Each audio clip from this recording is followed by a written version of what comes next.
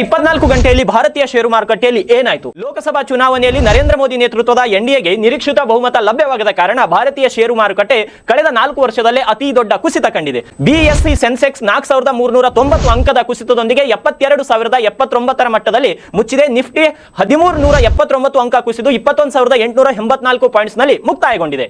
ಮಂಗಳವಾರ ಗೌತಮ್ ಅಡಾನಿ ಸಮೂಹದ ಎಲ್ಲ 10 ಲಿಸ್ಟೆಡ್ ಕಂಪನಿಗಳ ಷೇರುಗಳ ಬೆಲೆಯಲ್ಲಿ ಭಾರಿ ಕುಸಿತ ದಾಖಲಾಗಿದೆ. 10 ಲಿಸ್ಟೆಡ್ ಕಂಪನಿಗಳ ಪೈಕಿ 5 ಕಂಪನಿಗಳ ಬೆಲೆಗಳು ಸುಮಾರು 20% ಕುಸಿದಿವೆ. ಭಾರತೀಯ ಮಾರುಕಟ್ಟೆಯಲ್ಲಿ ಚಿನ್ನದ ಬೆಲೆ ಭಾರಿ ಪ್ರಮಾಣದಲ್ಲಿ ಜಿಗಿದಿದೆ. ಕಳೆದ ವಾರದಲ್ಲಿ ಇಳಿಕೆಗೊಂಡಿದ್ದ ಚಿನ್ನ ಮತ್ತು ಬೆಳ್ಳಿ ಬೆಲೆ ಇದೀಗ ಜಿಗಿತ ಸಾಧಿಸಿದೆ. ದೇಶದ ಪ್ರಮುಖ ಟೆಲಿಕಾಂ ಆಪರೇಟರ್ ಆಗಿರುವ ವಿಐ ನೆಟ್ಫ್ಲಿಕ್ಸ್ ನೊಂದಿಗೆ ತನ್ನ ಪಾಲುದಾರಿಕೆ ಪ್ರಕಟಿಸಿದ್ದು, ತನ್ನ ಪ್ರಿಪೇಡ್ ಬಳಕೆದಾರರಿಗೆ ಅತ್ಯಂತ ಒಳ್ಳೆಯ ನೆಟ್ಫ್ಲಿಕ್ಸ್ ಮೂಲ ಬಂಡಲ್ ಅನ್ಲಿಮಿಟೆಡ್ ಯೋಜನೆಯನ್ನ ಪರಿಚಯಿಸುತ್ತಿದೆ. ಷೇರುಪೇಟೆಯಲ್ಲಿ ನಿನ್ನೆ ಇಳಿಕೆ ಕಂಡರೂ ಕೂಡ ಹಸಿರು ಮಾರ್ಕ್ ನಲ್ಲಿ ವಹಿವಾಟು ನಡೆಸುತ್ತಿರುವ ಡಾಬರ್, ಮಾರಿಕೋ, ಹಿಂದೂಸ್ತಾನ್ ಯೂನಿಲಿವರ್ ಮತ್ತು ಹೀರೋ ಮೋಟಾರ್ ಕಾರ್ಪ್ ಷೇರುಗಳಲ್ಲಿ ಅತಿ ಹೆಚ್ಚು ಏರಿಕೆ ಕಂಡು ಬಂದಿದೆ. ಈ ರೀತಿಯ ಹೆಚ್ಚಿನ ಷೇರುಪೇಟೆಯ ಸುದ್ದಿಗಳಿಗಾಗಿ ನಮ್ಮ ಪೇಜ್ಗೆ ಫಾಲೋ ಮಾಡಿ.